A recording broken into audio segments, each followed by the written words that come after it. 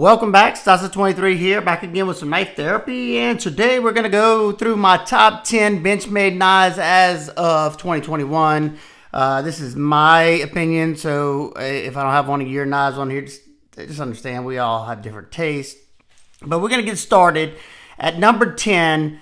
This is an oldie but goodie, and it's the Benchmade Auto Stryker. This is the 9101-BK. I think these are discontinued. You can still find them now and again. I know on the Benchmade site you can get the half serrated version, but this one is a brand new knife that was gifted to me by Super Steel Steve, and I'm happy for that because my old one, I sold it a long time ago. It was pretty beat up though, so it's nice to get a new 154 cm blade, Lischwitz design, comfortable in the hand. You can put it in that tactical roll if that's what you need, or you can put it in a daily EDC. I also used to have the manual version, but those aren't as easy to come by than the autos. The auto is a little weak. Benchmade's not, the best at having those super snappy Microtech and ProTech style out the side automatics, at least in my opinion. Just a little bit left to be desired, but a great knife. Comes in at $190, and that's why it's in the number 10 spot, because of it being discontinued. All right, next up is the same situation, but another awesome knife coming from and this is an Osborne design. At number 9, you have the Benchmade Rift. This is the 950. Comes with this black and white zebra layered G10 with little scallops in there for just some added, flair to it. Love that blade shape. Looks like a mini Contago, in my opinion. 154 cm, split arrow. You know what it looks like. Pocket clip, smooth action, ambidextrous, just like all the rest. Made in the USA. What else? What else is there to ask for? And these come in at $130. You can still find these from time to time. Check on eBay and stuff like that if you want one of these. Just an excellent ergonomic knife. I thought this would be a nightmare, but my 3 fingers fit in that little spot, and the pinky sits right there. Perfection right there. That is the Benchmade Rift, the 950 Rift. All right, the next one is a gold class, and that would happen to be number 8, the gold class Benchmade Tengu.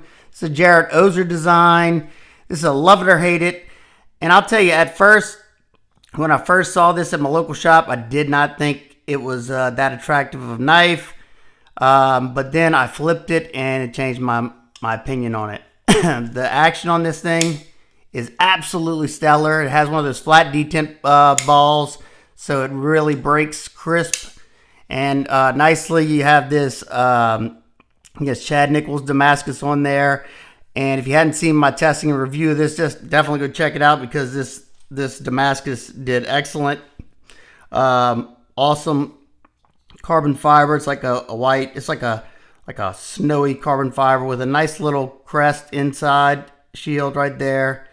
Blue hardware, blue stainless liners with this Raffir Noble uranium, I think it's called, backspacer. Just a cool knife. Now, these weren't cheap. They came in at $479.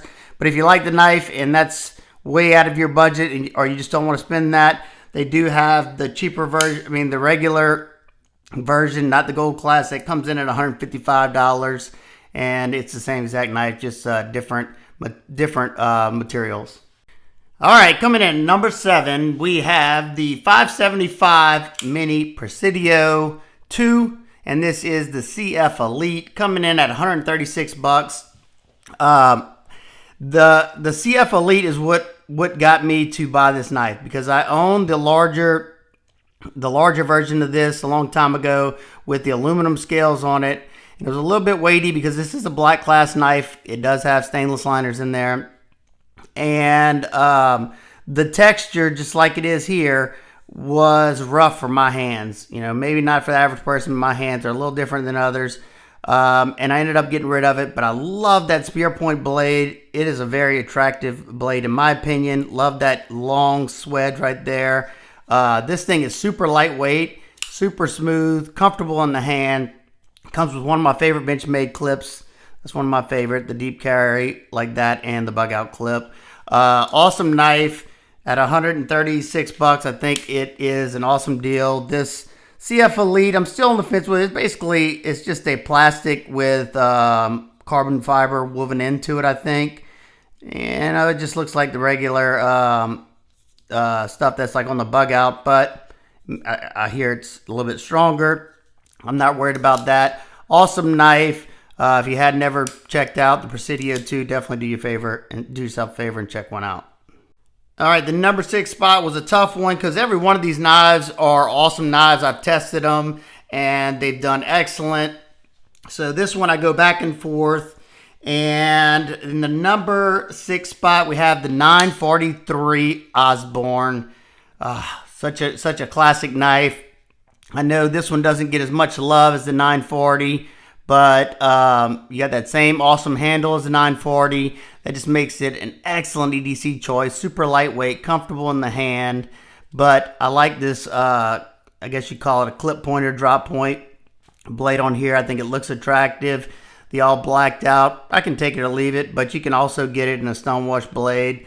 Love that pop of blue on the titanium backspacer. That probably needs to be clean because it's not popping too much right now. Tip up left or right hand carry. Awesome choice for lefties. You could easily, hit my thumb. You can easily deploy it and close it, and you can swap that clip around. The 943 comes in at around $200. Excellent knife. Sitting in the number 5 spot, we have the 560BK Freak. Yeah, you heard me, Freak. Now mine's a little different than the one that you would buy. They usually have an all-coated blade, but I got this one also from Super Steel Steve, and it came with a nice, beautiful regrind on there. It was already a good cutter, and now it's a laser beam. Excellent action. It's got thick scales that really fill out the hand, making it super comfortable. Definitely one of my favorites, and the best part about it is it comes with M4 steel, so it's like a Griptilian on steroids here. And the Freak comes in at $195. Pretty sure this one hasn't been discontinued, but the one that has half serrations has, and the one that had the rubber scales on it. And you can also get the Freak in a mini version. Another excellent knife. I like this one a lot. I just have problems with the back part of the clip that kind of eats into my hand for some reason.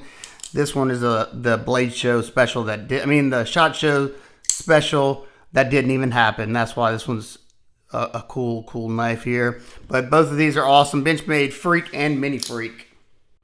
Alrighty, in the number 4 spot, we got the 537 GY-1 Bailout. And this isn't how it comes from factory. It comes with these sweet aluminum scales and black hardware. So there you go. And the only reason I ended up swapping it out is because it had a glass breaker into the backspacer, and these rock scale design titanium scales had a delete on that if you got the scale with their backspacer. So I felt like doing it. But these scales, super comfortable. They are contoured. They have texture. And they'll last for the probably foreseeable future. You have this nice gray coat on here, which is nice to see because this one is also in CPM M4 steel. Best part about this knife is its thin factor. It's thin in the scales, even exactly pretty much the same with this. And you have this nice and thin blade stock, but M4 is very tough. You still have that nice robust tip, so if you had to do some harder work with this, you definitely could. Action on mine has been amazing. Just an awesome knife. The Bailout comes in at $221 with the aluminum scales and the M4. You can also pick it up with the FRN scales and 3V steel for cheaper. And that is the Benchmade Bailout. All right, now we're down to the the top 3 very hard decisions. Awesome knives, and this was a very tough one for me. will be controversial to some people, but in the number three spot, we had the Benchmade 940 Osborne. No, this would be on most people's number one spot, but for me, this is just how I've been carrying them lately. This one is also an M4 steel because this is a Blade HQ exclusive that is still available the last time I checked. And awesome configuration right here. Lightweight, what is it? Translucent G10, which you could dye any color you want pretty much. Got that awesome split arrow clip. Yep. Just excellent EDC package, just like the 943. And if that's a little too long for you, which I love the fact that they pack so much blade in a smaller handle, awesome job there. And if that's too much for you, of course, they have the 945 that could take up the slack in the smaller region. This particular one, the Blade HQ exclusive, comes in at $195 with the M4 steel and the JG10. And I'll have to put the 945 price up here because this was just an alternative to it. I'm sure some of y'all could probably guess already what's in my number 2 and number 1 spot. But if not, for me, number 2 spot is coming in 535 Bug Out. And not just your average Bug Out. Once again, this is an exclusive to Smoky Mountain Knife Works. And what did they use? This is the avocado color. You got that flat dark earth in the green, OD green scales. Love the fact that it's G10. This feels better in the hand. I know the FRN scales are plenty strong enough, but I just like the feeling of this a little bit better. And of course, we have to have that M4 steel. Yeah, I love the steel. Super slicey, thin blade stock. Excellent knife right here. And Smoky Mountain Knife Works continue. I know they do these all the time, and I think they were available last time I checked. Could be wrong. They have different variations. They all have the green scales, but you can get it in this color, black or gray Cerakote. Just an awesome knife. These were in the $200 range. I'll have to, if it's more than $200, I'll try to put that on the screen. If you'd rather a smaller package, of course, they have the mini Bug Out as well. Mine's wearing some titanium scales. I just wanted to spice it up. It was a little bit too light for me. This is the first production. Not that I care. S30V steel on this one.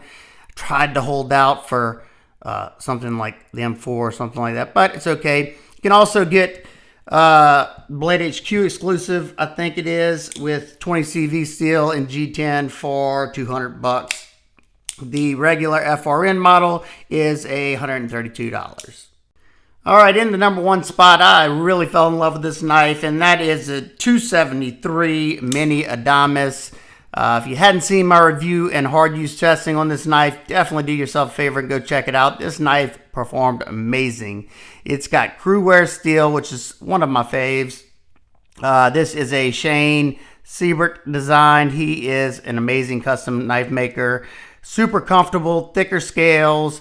That crew wear takes a wicked polish. This is after all the use footage.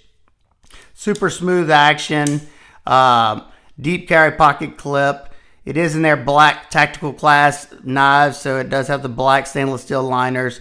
Not super heavy, and they also have a bigger version of this, but it was just a little bit too much for me. And when I like a knife this much, I usually will buy a second, and I did. I bought the second variation, but this one, I took it to another level. This is the hard use one. This is the slicer one. It's got a regrind from my buddy BGM Knives. He did an amazing job. He turned an already good cutter into a laser beam. Nice and thin behind the edge, especially back in this area. Love the way that looks with that flat dark earth on the flats. And just a awesome knife as well. It's funny, I don't like the avocado look as much on this one as I do on the Bug Out. So that is my top 10 Benchmade knives as of 2021. I would love to hear which models you prefer over any of the ones I've done. Like I said, I understand there's some other great Osbornes out there. I've just never experienced them, so there's no way I could put them on a list without I have to have used and tested them, just like I've done with all these knives out on the table. You can't go wrong with any of them. And do yourself a favor, if you hadn't checked out any of these, definitely try picking them up. I'll try to leave links if possible, if I have the time. Just check down below. All right, if you have any questions, comments, concerns, please leave them down below. I hope everybody's having an absolutely wonderful day, and I'll see y'all on the next one. Peace.